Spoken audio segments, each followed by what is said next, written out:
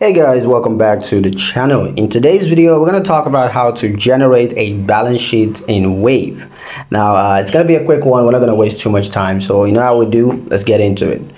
First step is going to be to head to Reports. And then under Reports, you're going to find Balance Sheet. Next, you're going to choose your reporting dates, usually end of month or quarter. Just go ahead and choose your reporting date, and then Wave displays your asset, liabilities, and equities for that date period.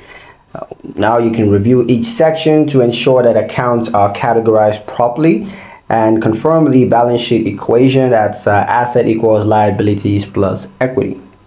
Once it's done, just click export to download in your preferred format. It could be a PDF or CSV. Now you can use the balance sheet to check financial health and prepare for funding or tax seasons. Coming up next, we're going to check out how to customize reports in Wave, so stay tuned for that video. Thank you guys for watching this one. I'll see you guys in the next one.